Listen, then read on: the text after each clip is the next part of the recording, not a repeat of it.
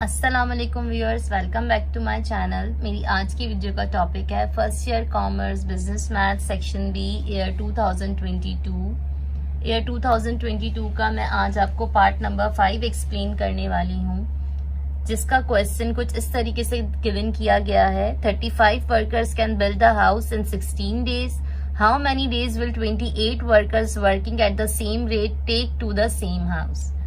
Means हमें worker और days का रेशियो फाइंड आउट करने के लिए दिया गया है कि 35 वर्कर्स जो है वो जब एक हाउस बिल्ड करते हैं तो उनको रिक्वायर्ड होते हैं 16 डेज।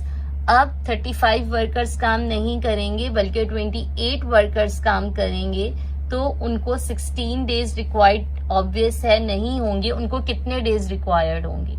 अब कॉन्सेप्शनली सबसे पहले हम इस क्वेश्चन को समझते हैं कि जब 35 वर्कर्स काम करते हैं तो उनको 16 दिन लग जाते हैं, लेकिन वर्कर्स कम हो गए हैं, 35 की बजाय 28 वर्कर्स हो गए हैं, तो उनका काम मतलब उनके डेज अब बढ़ जाएंगे। वो 16 डेज में काम नहीं कर पाएंगे बल्कि बढ़ जाएंगे। मीन्स यहाँ से वर्कर्स कम हुए तो यहाँ से डेज बढ़ेंगे। इसको हम कहते हैं इनवर्स प्रोपोर्शन। इनवर्स प्रोपोर्शन के अंदर हम एक एरो जो है वो अपवर्ड लगाते हैं और दूसरा एरो हम डाउनवर्ड लगाते हैं। दोनों एरोस की पोजीशन हमें चेंज करनी होती है। इसके बाद हमारा क्वेश्चन बिल्कुल सिंपल हो जाता है। एरो के अकॉर्डिंग पहले हम 28 लिखेंगे, देन हम 35 लिखेंगे इज इक्वल्स टू, इस एरो के अकॉर्डिंग पहले हम 16 लिखेंगे और फिर x लिखेंगे। इस तरीके से अगर आप क्वेश्चन को सॉल्व करोगे तो आपका जो ये रेशियो प्रोपोर्शन में अक्सर बच्चों को बड़ा कंफ्यूजन होता है, डायरेक्ट प्रोपोर्शन और इनवर्स प्रोपोर्शन के अंदर आपको कोई कंफ्यूजन नहीं होगा। इसके बाद सिंपल मैथ्स का कैलकुलेशन है।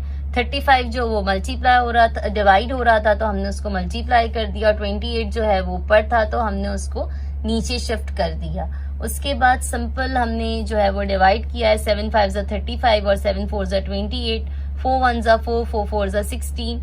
देन हमारी वैल्यू क्या है? 4 5 x इज इक्वल्स टू, यहाँ पे 4 बचा है और यहाँ पे 5 बचा है। 4 5 20 मीन्स 28 वर्कर्स जब काम करेंगे तो उन्हें एटलीस्ट कितने डेज रिक्वायर्ड होंगे? 20 डेज रिक्वायर्ड होंगे।